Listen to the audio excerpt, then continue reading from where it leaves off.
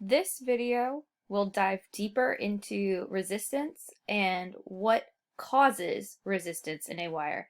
It will also include an overview of the simulation you will be using for the activity in this learning cycle. Resistance, which is represented by the variable R, is defined as the restriction of electron flow through either a wire or a circuit element, like a light bulb or a resistor.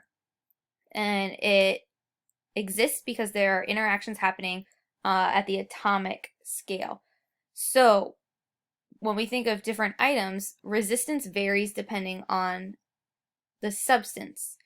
So for example, the wire here might have a different amount of resistance than the filament of a light bulb.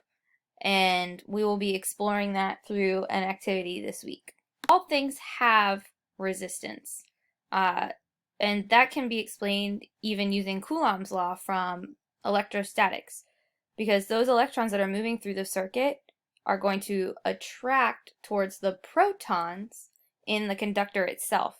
And even though that attraction doesn't stop the motion of the electrons, it does slow them down a bit and causes them to use up some of that energy. And that's why when we use electronics for a long period of time, they can get very warm. Same thing with a light bulb. There is very high resistance in a light bulb, and it's so high and it's giving off so much energy that we actually see the light bulb glow.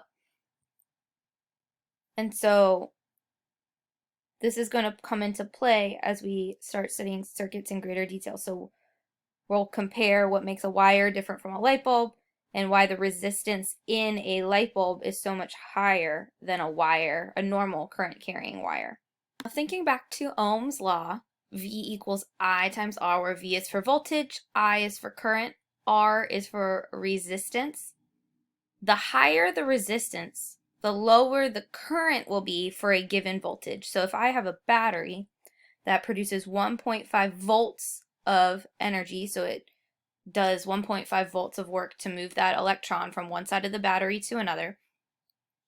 If I increase the resistance but keep that voltage the same, if I make it harder for those charges to move through the circuit, then it's going to take them more time, therefore making the current smaller.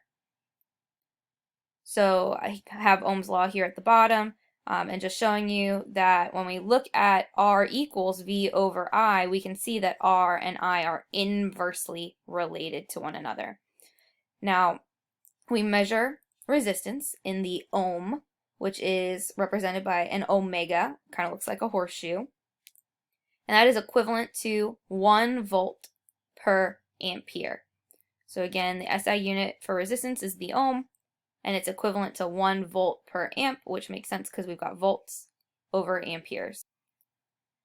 This matches up with what we would expect based on our graph, because the slope of that voltage versus current graph was the resistance of that circuit element. All resistors in circuits as zigzagging lines, so just back and forth to indicate that it is not as easy to travel through that element.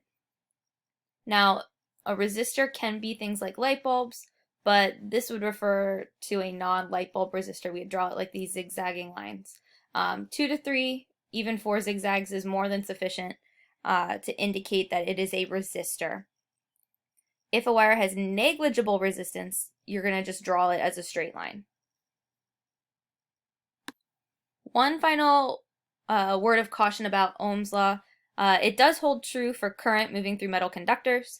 However, there are some devices that we call non-ohmic. That means they do not follow Ohm's law. That means when you increase the voltage, the current doesn't increase in a linear pattern. And that can happen for a variety of reasons. That can happen because of the temperature of the resistor itself. It can happen due to changes in the shape of the device as it's being used. And that's something we're going to look at in the simulation. But basically, materials that don't follow Ohm's law could be things like diodes, vacuum tubes, transistors. And you would know that they don't follow Ohm's law because if you graph voltage versus current, you don't end up with a linear result because that resistance is not remaining constant, and that's when something would not be ohmic. Now, in this week's activity, you're going to be looking at factors that could impact the resistance in a wire using a simulation. So you're going to open the simulation. And it's really quite simple to use. So you have here the equation for the resistance in a wire, and that resistance, R, will be shown in red. And it's dependent upon three variables that you're going to explore: resistivity, length, and area. You can control changing the resistivity. Let me turn the sound off here real quick. So you can increase the resistivity, and as you see here, the value, the slider that I moved, changed the size of this variable, the resistivity, and showed what would happen to the resistance as well. Now, just some quick tips if you're using this simulation. The keyboard controls are here at the bottom. You can use the tab so that it'll select things. You can adjust the slider in smaller steps or larger steps using these keys. You can jump to a minimum, jump to a maximum, and then tab or shift tab can help you move through this simulation easier.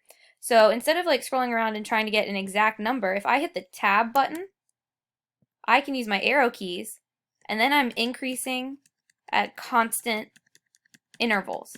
So in the activity, you're going to be asked to design an experiment. You're going to collect some data and make some graphs to verify that this equation is accurate. And so I would highly recommend use the tab key to move between the keys. Use the arrow keys to increase or decrease at a constant rate. And as you can see, the value for resistance is given here, and the value for your variables is here at the bottom. So this is what you're going to be using to explore how changing each of these factors will impact the wire itself, which is shown at the bottom. That's what that cylinder is. It's a wire, and the resistance in that wire. So by the time you're done with this simulation, you should have a working understanding of how each of these variables impacts the overall resistance in a wire or circuit element. Completed watching this video, you are ready to click next and get started on this activity. Just a suggestion: when you are working on this activity, you are welcome to create graphs on paper. However, if you're going to complete your graphs online on the computer, you should insert them into the Google Doc before pressing submit. Either way. So either screenshot your graphs if they're on the computer, or upload a photo if you decide to graph by hand. You can further extend your understanding of resistivity and its impact on resistance by watching this demo video linked here. It shows real-life experimentation with different objects and how that impacts the voltage and the current in the circuit depending on the shape of the object, what the object is made of, and other factors that you're exploring in this activity just applied in a real-world context. So I would definitely check out that clip to get a better understanding of resistance, resistivity, and area and length, and how those four variables are related to one another.